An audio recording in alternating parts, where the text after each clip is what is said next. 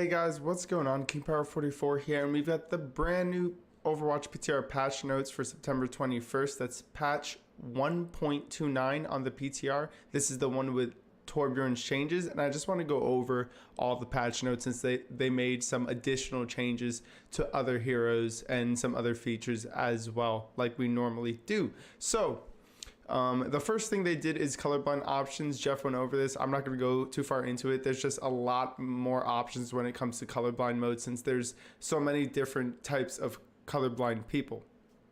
So that's honestly great, but since it doesn't affect us, we're going to move on. So generally, there's an updated visual for all shields and barriers to increase readability. So I'm guessing what that means is that the shield and barrier are going to either have more cracks when the HP on them is low or stuff like that. Just make it better for us visually to understand what's happening with the shield or barrier. But first off, we've got Brigitte. Her barrier shield, the shield health has been reduced from 600 to 500. So you're getting 100 less HP points in that shield. It's going to be easier to break. It's going to be harder for her to keep up, and that's going to make playing Brigitte just a little bit tougher since it's not that difficult right now. She's just been able to survive a little bit too much, and that 100 HP decrease in her shield will help her not be able to survive as much in situations that she shouldn't be surviving. Then we have McCree. His combat role, the cooldown has been reduced from 8 to 6 seconds. That's not only good for his movement and his ability to get out of certain situations with his positioning, but it's also very good for his damage output, saying that he gets a fresh reload whenever he rolls. So he's going to have that roll up 2 seconds faster, 6 seconds. That's a short cooldown in my opinion. Not as short as something like Guardian Angel, which is 2 seconds, but way shorter than what it was. And that's going to allow you to, roll into people and like fan the hammer if you want to, roll out, roll away, roll around corners. Really use that ability up when it's up as often as possible so you can keep moving around as McCree, because everybody knows McCree does have mobility issues. Then we have Pharah. A couple things are being changed with Pharah. I believe they said they wanted to do this to make her a little bit more high skilled than she was previously. So her concussive blast, her knockback, the cooldown has been reduced from 12 to 9 seconds. And then for her rocket launcher, her main damage, the attack speed has been increased, and they lowered the recovery between shots from 0.9 to 0.75. So that's how the attack speed has been increased. Then the damage redistribution between explosion and impact has been changed. So the explosion damage has been reduced from 80 to 65. So you don't get as much of the, that splash damage. But the impact damage has been increased from 40 to 55. So when you do hit those direct hit missiles, you're going to be doing more damage with Pharah. So it is a little bit more skill based. You're not just trying to aim for people's feet and get that splash damage. You're now trying to aim directly at them since the splash damage has been reduced so much. Next up, we've got the explosion knockback, reduced by 20%, so you're not going to get knocked back as much from her normal rockets. And the self knockback range has increased by 25%. It's going to feel a lot better for Pharah to be able to move around the map using her concussive blast, since the cooldown's been reduced from 12 to 9 seconds, to move the enemy around on the map with the concussive blast. And you're going to have to aim a lot more than you used to with Pharah. Then moving on to May, we have an updated visual effects for all of her abilities. So that's real interesting. I would like to know what they are. I'm sure we'll see them once we hit the PTR. And then for Orisa, we have the fusion driver, which is her gun. The maximum spread has been reduced from 1.5 to 1.2. So you're going to have a smaller spread on Orisa's regular mouse one, which is good. It's you tighten the spread a little bit. They didn't tighten it by too much, and it gives her a lot more lethality at close to medium range. So that's very, very good. And longer ranges as well, than it used to before, because it's not going to spread as much.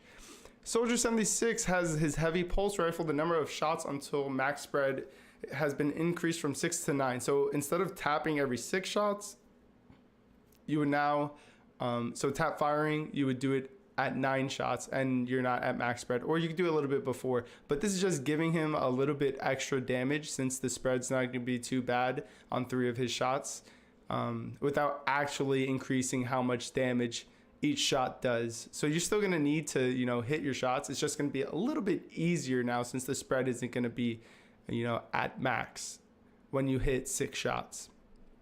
And then, of course, we've got Torbjorn here, who has the most radical changes in this PTR update compared to all the other heroes. So they reduced the size of Torbjorn's head hit volume by 10%, so his head's smaller. His primary fire on his gun, the speed has been increased from 60 to 70 per second, and the reload time has been reduced from 2.2 to 2 seconds. And his turret targets enemies hit by the primary fire. So if you have a turret up, and you shoot someone, now that turret is going to prioritize that target that you're shooting. So you can kind of control who your turret's shooting instead of it just doing its own thing, firing at random targets. Especially if you really want to focus someone down and you hit, like, let's say an enemy support and they're out in the open, they're going to take a lot of damage. I think that's going to up Torbjorn's damage a significant amount and make him at least viable, since now he can control where his random damage with his turret comes from or goes. His alternate fire recovery lowered from 0.8 to 0.6 seconds. His damage per shot lowered from 150 to 125. So he's going to do a little bit less damage per shot, but he's going to shoot more. So technically, he's actually going to do more damage, right? Then the reload time has been reduced from 2.2 to 2 seconds, and the spread randomization was readjusted. Readjusted? What is that? Readjusted, yeah, that word. Okay. Forge Hammer. Radius increased to align with quick melee. That's good. And deploy turret. Now it's a thrown projectile. So now you can be on the ground and throw your turret to the high ground, even if you can't get up there. So I think that's really cool, especially on certain maps with a lot of verticality. You yourself as Torbjorn don't have to go upstairs or find a way up. You can just toss your turret up there and stay with your team. Automatically builds over 3 seconds, so it doesn't have different levels anymore. It just starts at level 2, but it doesn't go up to level 3. It doesn't go down to level 1. And the maximum health of that turret has been reduced from 300 to 250, and it now incurs a 5-second cooldown when deployed, and incurs a 10-second cooldown when destroyed in combat. So you have to wait 10 seconds to put out another turret once that first turret is destroyed. You're no longer able to deploy a new turret if it's in combat. So if the turret is firing, or if the turret has taken damage within a 3-second window, you can't place a new turret. You're now able to destroy your turret using the interact input, and you will complete self-building once deployed, even if Torbjorn is eliminated. So if you throw your turret and die, it'll finish building and it'll stay up. So that's pretty good. I think that's something a lot of Torbjorns will have to learn. Like, if they know they're gonna die and they have a chance to put out their turret, they're gonna have to, hit that. I don't think that's his E. Right? Was turn ever E? No, that's his shift. Yeah. You're going to have to hit shift. Then he has a new ability, Overload, which replaces his E, which used to be Armor Pack. That lasts for 5 seconds and is on a 12-second cooldown, and that temporarily grants him 150 armor. It increases his attack, movement, and reload speed by 30%. So that's really cool. It's kind of like a mini molten core without the turret, and you get to use that on cooldown every 12 seconds. So that's really nice. Then he has his new ultimate ability, Molten Core. So it's same name as the old one, but instead he switches weapons from his rivet gun to his claw arm, and fires up to 10 molten globules that create damage pools where they land for 10 seconds. These can bounce off walls and ceilings until they come in contact with the ground. So they can only stay on the ground. You can't put one up against the wall. I mean, who runs into a wall? Anyways, that doesn't make any sense why you would want that. It also only lasts 6 seconds. So you have 10 molten globules to create damage pools, but if you don't use them, kind of like Storm Arrow, they'll just run out if you don't use them within the 6 seconds. The base damage is 130, but get this, the damage is increased from 130 to 190 against enemies who have armor. So this is a very, very good ultimate ability to kind of cut off enemies, especially if they're running compositions with high armor. So let's say they're running like Winston, Reinhardt, Brigitte, or Reinhardt, Hammond, or Wrecking Ball, and Brig, or if they have a Torbjorn of their own, Diva, Orisa, all the tanks really, and Bastion and Torbjorn and Brigitte are the ones who have armor. So if you're going up against that, Torbjorn could be viable. He will burn down those tanks. He'll do a lot more damage. It's 60 damage instead of the 60 damage more instead of that 130. That's a lot of damage actually. And then everything else, we just have map updates. This one I really like, the reduce the setup timer for Assault Escort and Assault Escort maps from 1 minute to 45 seconds. I always said that I felt like 1 minute was too long. Like what would end up happening is during setup while we were in games, you'd see our whole team would pick whatever they were going. We'd discuss, if we had people in chat, we'd discuss what we were gonna do before the match, and then we'd just be sitting there like in the spawn room destroying stuff or whatnot for like 20 to 15 seconds until the game started. So now they just reduced it to 45 seconds, which makes perfect sense. Everything else is bug fixes, and we don't go into that. You guys can definitely go ahead and check this out. I'll leave a link to these patch notes in the description down below. You can also just go to your Battle.net launcher and click the patch notes button, and you get this nice little tab here. So as for what I think of the overall update, I think Brigitte's barrier shield health being reduced is gonna make her a little bit less valuable in certain situations because she's not going to be able to survive as long with that barrier up, and it's going to make destroying her barrier way easier. So the minute you see Brig have that barrier up, you want to fire into it because it only has 500 health. You can take that down real quickly if you're like a Reaper, a Pharah, especially now with the new Pharah, and you're hitting direct hits on the Brigitte shield, or even Hanzo Storm Arrow can melt that in no time. And Brigitte without her shield, she's nothing. She's gonna get absolutely destroyed because a big part of her kit comes from her steel, which her shield, not her steel, which is her stun. Sorry guys, it's super late over here. I've been waiting for this update all day, and it finally came out and I could read the patch notes. Then for McCree, I think the combat role is something everyone's talked about. If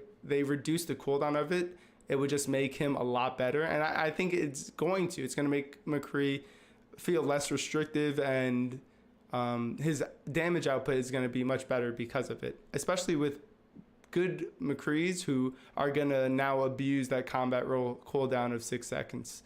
Pharah, I think a lot of people were getting away with playing her kind of like, okay, she wasn't super skill based. You just had to position yourself well and then fire into the enemy team.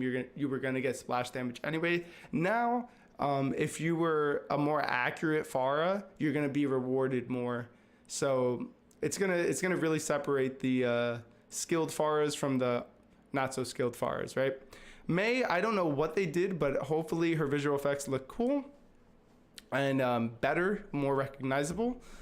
Orisa, her fusion driver, I think that's an overall good advantage since Orisa can't really move to get into medium or close range, giving her the ability to at least do some damage at long range with her regular, primary fire. That's great. I think Soldier 76's changes, both Soldier and McCree needed these changes to become viable again, because what I've been seeing is a lot of people have just been saying, like, if you're going to play Soldier or you're going to play McCree, you know what? You might as well play Hanzo, right? Because he can do what both of them can do, right? He can take down targets at long range. He could take down targets at medium range. He could take down targets at close range. And he has high burst damage. So you might as well just play Hanzo. So I think these are both necessary. I don't know if they're enough to put McCree and Soldier back on the map, but I think it's a step in the right direction. Torbjorn, of course, is the biggest change, and I think it could work. We would have to see, play around on the PTR, see how his gun feels, see how his new ultimate feels, and see how his new overload ability feels. But I think somewhat, I think what happened with Symmetra worked really, really well. In my opinion, Symmetra is perfectly viable now, and she's not a troll pick at all. If you play Symmetra at a good enough level, you can definitely be the game changer in games. Her turrets and her teleporter are super useful and very high impact on the game now, and she does do a lot of damage. So I think that's kind of the route they were going with Torbjorn, make him a little bit less defensive and give him a spot on offense where it wouldn't be like, oh, you're playing Torb on offense, why are you trolling? But yeah, that's pretty much it. Thanks for watching, guys. Let me know down below in the comments what you think of the new changes, whether you like them or not, whether you're going to become a Torb main or not. Like the video if you enjoyed it, and subscribe to the channel for more Overwatch content. I know we haven't been putting out too many videos, but like I said, with the streams becoming more regular, I would love to start taking some highlights from the stream and putting them on this channel so that we have some sort of consistent content besides just the patch notes for Overwatch and the random guides that I put out for maps and whatnot. Thanks again for watching, and I'll see you all next time, all right? My name's KingPower44, and I'm out of here. Peace.